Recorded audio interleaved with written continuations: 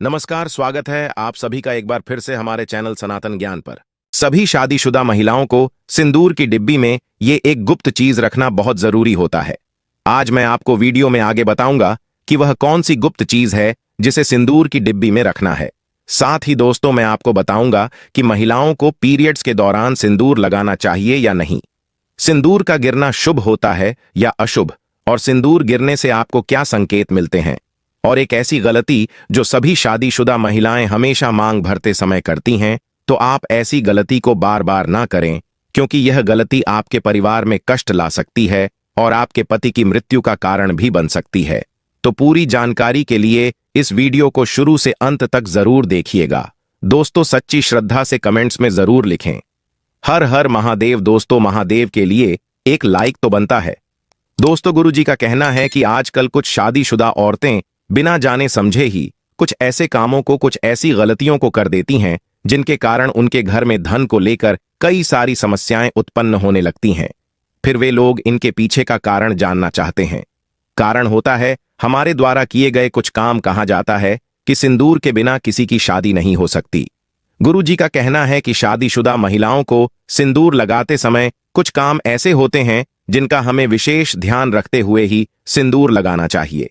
मान्यता के अनुसार अगर पत्नी अपनी मांग में सिंदूर लगाती है तो पति पर किसी भी प्रकार का संकट नहीं आता है और पति पत्नी का रिश्ता मजबूत रहता है। इसके अलावा घर में हमेशा सुख शांति बनी रहती है। दोस्तों हिंदू धर्म में सिंदूर 16 श्रृंगार में से एक माना जाता है। सिंदूर मुख्यतः दो प्रकार का होता है।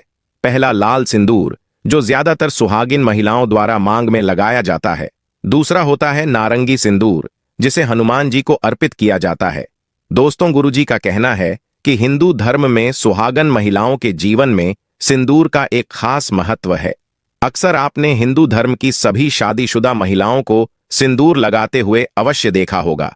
हिंदू धर्म की मान्यता के अनुसार सिंदूर को सुहागन महिलाओं के सुहाग का प्रतीक माना जाता है।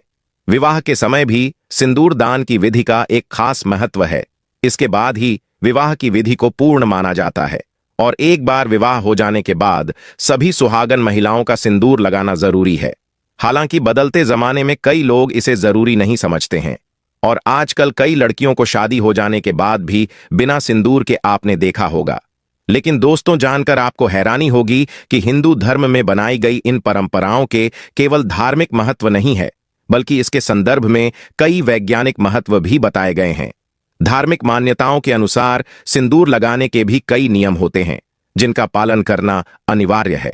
सिंदूर लगाने के संदर्भ में जो भी नियम बताए गए हैं, सभी सुहागन महिलाओं को इन नियमों का विधिपूर्वक पालन जरूर करना चाहिए, अन्यथा उनके जीवन में परेशानियां उत्पन्न होने लगती हैं और उनके पति को कष्ट सहने पड़ा आते हैं। जो महिलाएं सिंदूर लगाने के नियमों का पालन नहीं करती, ऐसी महिलाओं के पति को धन और स्वास्थ्य संबंधित समस्याओं का सामना करना पड़ रहता है। तो आइए जानते हैं सिंदूर लगाने के वह कौन से नियम हैं जिनका पालन हर महिलाओं को जरूर करना चाहिए। लेकिन दोस्तों उससे पहले आपसे हाथ जोड़कर रिक्वेस्ट है कि हमें वीडियो बनाने में बहुत मेहनत और रिसर्च लगती है, और आप लोग वीडियो को देख लेते हो लेकिन चैनल को लाइक और सब्सक्राइब नहीं करते।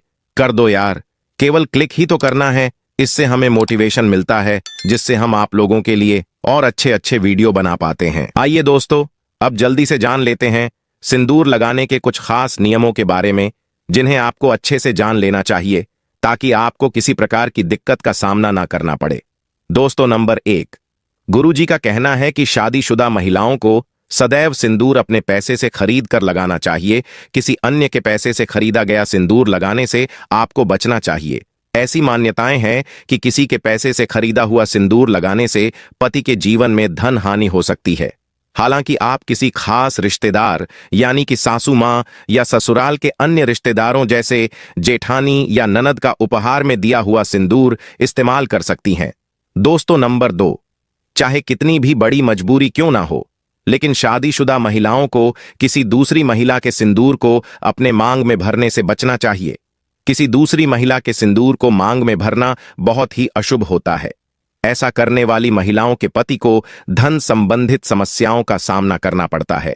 नंबर 3 दोस्तों, कई लोग हमसे कमेंट करके पूछते हैं कि गुरुजी बिना नहाए सिंदूर लगाना चाहिए या नहीं, तो वह भी जान लीजिए। शादीशुदा महिला को बगैर नहाए सिंदूर नहीं लगाना चाहिए।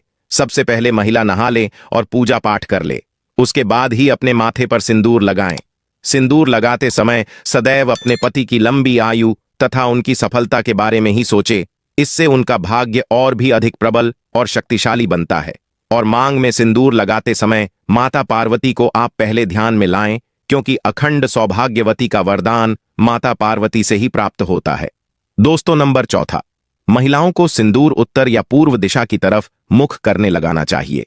इससे पति को लंबी आयु की प्राप्ति होती है। और ध्यान रखें कि सिंदूर अनामिका उंगली यानी रिंग फिंगर से लगाना चाहिए। इससे आर्थिक स्थिति मजबूत होती है और अखंड सौभाग्य की प्राप्ति होती है। नंबर 5, घर में अगर किसी भी तरह का सूतक है या आपको पीरियड्स आ रहे हैं तो आप सिंदूर ना लगाएं, क्योंकि सिंदूर लगाने से ऐसे समय में सिंदूर का अपमान होता है। सिंदूर बेहद पवित्र माना जाता है, इसलिए पीरियड्स के समय स्त्रियों को भूल से भी सिंदूर नहीं लगाना चाहिए, क्योंकि उस वक्त स्त्री अशुद्ध अवस्था में होती है। ऐसे में सिंदूर लगाना अशुभ माना जाता है। दोस्तों, नंबर 6, सिंदूर का गिरना बहुत अशुभ माना जाता है। अगर किसी सुहागिन महिला के हाथों से सिंदूर लगाते समय सिंदूर की डिब्बी छूटकर नीचे गिर जाए तो इसे बहुत अपशकुन माना जाता है। यह पति के कारोबार या जॉब में परेशानी आने की तरफ भी इशारा करता है। इसके साथ ही यह पति पर आयु संकट जैसी अशुभता का संकेत देता है। नंबर 7, नाक पर सिंदूर गिरना। अगर मांग में सिंदूर भरते वक्त वह नाक पर या माथे पर फैल जाए तो यह शुभ होता है। इस स्थिति में आपको नाक या माथे पर गिरे हुए सिंदूर को पोंछना नहीं चाहिए। यदि आप सिंदूर को कपड़े या हाथ से पोंछती हैं तो इसे अशुभ माना जाता है। आपको बता दें कि नाक सिंदूर गिरना यानी आपको अपने साथी से खूब प्यार मिलने वाला है। दोस्तों, नंबर 9, गुरुजी का कहना है कि अगर गलती से कभी आपसे सिंदूर नीचे गिर जाता है तो उसे इकट्ठा करके नाली या कूड़ेदान में ना फेंके। इससे सिंदूर का अपमान होता है। सबसे पहले तो आप मां पार्वती से क्षमा मांगे, क्योंकि दोस्तों, सिंदूर का गिरना शुभ नहीं होता। अगर आप मां पार्वती से हाथ जोड़कर क्षमा मांगते हैं तो इससे काफी हद तक अशुभ टल जाता है। उसके बाद सिंदूर को इकट्ठा करके माथे से लगाकर किसी पेड़ के नीचे रख दें। दोस्तों, नंबर 11, शास्त्रों के अनुसार जो भी स्त्री अपनी मांग के सिंदूर को अपने बालों के पीछे छुपा लेती है तो उसके पति को समाज में मान सम्मान नहीं मिल पाता। जिस ऊंचाई को वह छूना चाहती है वहां तक वह पहुंच ही नहीं पाते और हमेशा असफल रहते हैं। समाज में तथा रिश्तेदारों के बीच में वह छुपे रह जाते हैं। इसीलिए सिंदूर जितना लंबा आप लगाएंगे और आगे की तरफ माथे पर लगाएंगे, आपके पति का भाग्य उतना ही अच्छा और प्रबल होगा, क्योंकि माथे पर सिंदूर लगाने से स्त्री की शक्तियां जागृत रहती हैं। दोस्तों, नंबर 12, शास्त्रों में यह स्पष्ट बताया गया है कि सुहागन महिलाओं को हमेशा नाक की सीध में सिंदूर लगाना चाहिए। विवाहित महिलाओं को मांग में सिंदूर भरते समय ध्यान देना चाहिए कि वह हमेशा मांग के बीच में ही लगाया जाए। मान्यता है कि ऐसा करने से पति की आयु लंबी होती है। माना जाता है कि टेढ़ा मेढ़ा सिंदूर लगाने से पति का भाग्य खराब हो सकता है। नंबर 13, गीले बालों में सिंदूर न लगाएं। वैसे तो हमेशा नहाने के बाद ही सिंदूर लगाना चाहिए, लेकिन कभी भी गीले बालों में सिंदूर न लगाएं। जब भी आप सिंदूर लगाएं, बाल अच्छी तरह से सुखाकर ही मांग भरें। गीले बालों में सिंदूर लगाने का प्रभाव पति के स्वास्थ्य पर भी पड़ सकता है। दोस्तों, नंबर 14, आपको सिंदूर में RS1 का सिक्का जरूर रखना चाहिए। यह बहुत ही ज्यादा शुभ माना जाता है। ऐसा करने से आपको माता पार्वती का आशीर्वाद मिलता है। इसलिए आपको अपने सिंदूर दानी में जिसमें भी आप सिंदूर रखती हैं उसमें RS1 का सिक्का जरूर रखना चाहिए। महिलाओं, एक बात ध्यान रखनी चाहिए कि जब मांग भरें तो सिर चुन्नी से ढका हुआ होना चाहिए।